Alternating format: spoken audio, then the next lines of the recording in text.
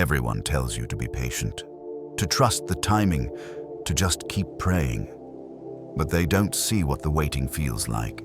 They don't see the nights you cry into your pillow, wondering why Allah still hasn't opened that door. They don't see the confusion after you've done everything right. And yet the answer hasn't come. The heartbreak, the silence, the way the world moves on around you while your life feels paused. But what if this isn't just a delay? What if this is the preparation? What if you're not stuck, but being shaped? Because when Allah is about to give you something big, He doesn't just drop it in your lap. Allah reshapes your heart to carry it. And sometimes that shaping happens in heartbreak, in loss, in isolation, in silence. So if you're in that space right now, feeling heavy, forgotten, or worn down by the weight, don't walk away just yet. Don't save this for later. The algorithm might not bring this video back again. And maybe this is what you're meant to hear right now. Because what you're becoming is not who you used to be. And what's coming is not random. It's personal. It's written. And it starts with what's happening inside you right now. You're drained. You've got barely enough energy to show up for people, let alone show up for your own soul. You're quiet now, not because you've run out of things to say, but because the weight inside is louder than the noise outside. But still, you pray. Still, you get up for Fajr. Maybe not with excitement, but with a tired kind of love. You fast. You lower your gaze. You keep your character soft, even when others don't deserve it. You say Astaghfirullah under your breath, even when you're mentally and emotionally exhausted. This is obedience. But it's not the polished kind. It's the heavy kind. The kind that comes from a heart that's bruised, but still chooses Allah. And that matters more than you know. Because when obedience comes easy, it's beautiful. But when it comes from a tired heart, it's sacred. It's one of the clearest signs that you're being refined. The Prophet Muhammad, peace and blessings be upon him, said, "The most beloved deeds to Allah are those that are consistent, even if they are small." This isn't about perfection. It's about showing up in your quiet, unseen, wounded state. That effort is what builds the new version of you. Because what you're becoming isn't someone who's loud in faith, but someone whose faith is loudest in silence. So don't let the exhaustion make you think you're failing. Sometimes the version Allah is shaping you into begins with nothing but tired feet and a sincere heart. There's a moment when you look around and realize you don't belong here anymore.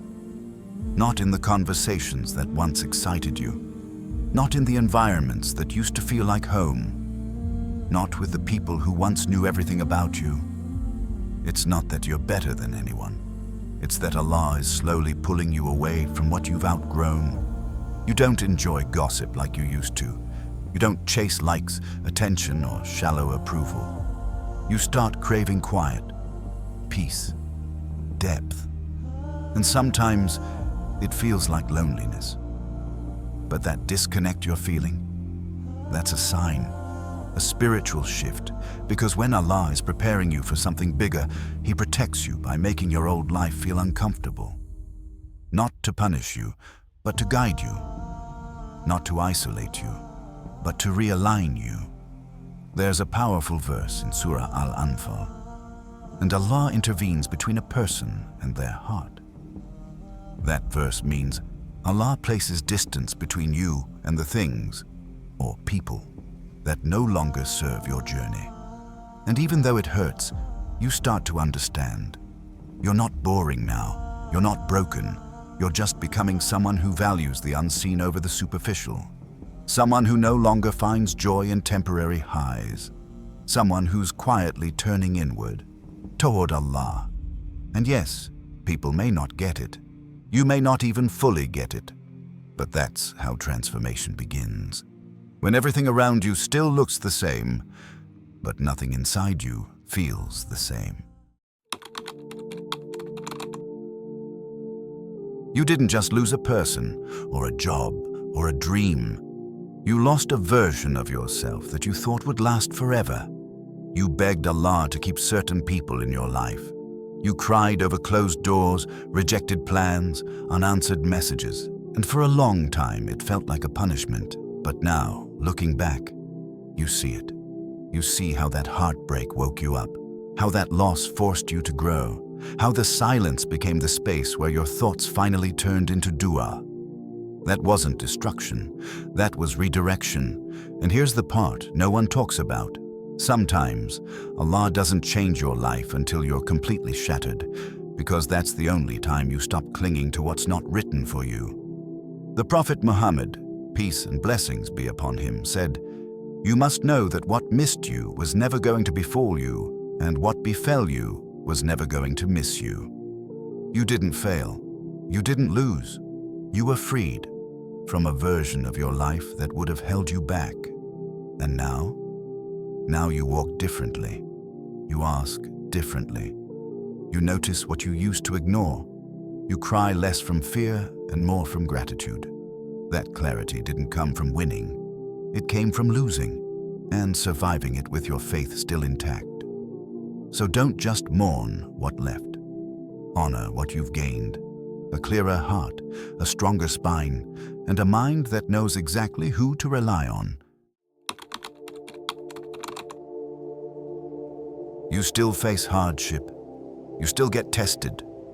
Life still surprises you in ways you didn't ask for, but something's changed. And it's not what's happening to you. It's how you respond. You don't panic the way you used to. You don't spiral into blame or rage. You breathe, you pause, you reflect. You still feel pain, but you don't let it destroy you. And that shift, that's growth you can't fake. Because true change doesn't always look loud. Sometimes it looks like you quietly choosing sabr over snapping, or walking away instead of arguing, or whispering Alhamdulillah while your heart is still breaking. That's not weakness, that's divine conditioning, and it's exactly what the Prophet Muhammad, peace and blessings be upon him, described when he said, "No fatigue, nor disease, nor sorrow, nor sadness, nor hurt, nor distress befalls a Muslim, not even the prick of a thorn, but that Allah expiates some of his sins for it." We're not just reacting differently, we're being shaped differently. It's no longer about appearing strong to others. It's about being sincere with Allah. You've stopped seeking revenge and started seeking relief in sujood. You've stopped trying to win arguments and started praying for peace. That change didn't come from reading a quote or watching a video. It came from the real pain, the hard choices, and the lonely nights. And through it all, you're becoming someone who is softer in speech, but stronger in heart. Someone who looks at the same storms, but stands through them with more grace than ever before. This is not just a sign of growth, it's a mark of divine construction, the kind that shows you're no longer who you used to be.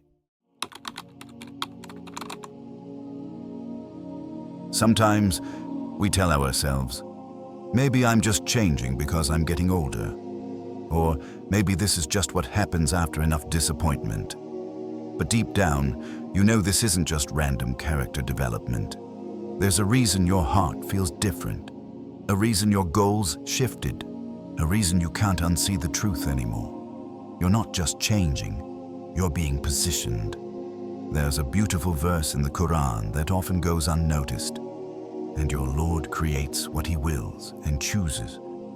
This ayah reminds us, you don't randomly become who you are. Allah chooses. Allah arranges. Allah removes what's not meant for the mission He has for you. And that's the key. You're being shaped for something specific. Maybe it's not fame. Maybe it's not ease. Maybe it's something quiet, sacred, and heavy with reward. Something that needs you to be this version of you, the one who's been broken, rebuilt, and humbled. We don't always get to know the destination, But when your journey feels personal, when every test seems tailored to your soul, that's not coincidence. That's your assignment being prepared. And when you finally arrive at what Allah has written for you, you'll realize nothing was wasted. Not the delay, not the heartbreak, not the growth that no one saw. It was all for this. So what are you really becoming? Not someone who has it all figured out, not someone whose life is finally perfect, but someone who trusts without having all the answers. Someone who surrenders even when the storm hasn't passed. Someone whose eyes have cried, but whose faith still stands. That's who Allah is shaping you into. You're not being hardened, you're being humbled. You're not being punished, you're being prepared. And when you finally understand that, something shifts. The bitterness softens. The waiting feels lighter.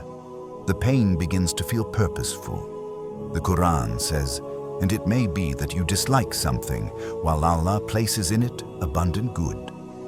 That good doesn't always come in the form of ease. Sometimes it comes in the form of a new version of you, one that was only born through loss, silence, obedience, and growth. So if you feel like you're in between who you were and who you're meant to be, you are. You're in the process, the sacred middle, the space where Allah is quietly building the woman or man who will carry what comes next. Don't rush this. Don't resent it. Because what you're becoming is something you would have prayed for if you could have seen it. Comment this dua below. Ya Allah, don't let me rush what you are still preparing me for. And if this message reached your heart, share it with someone who might be waiting for the same reminder. May Allah continue shaping you into someone this world could never create. Ameen.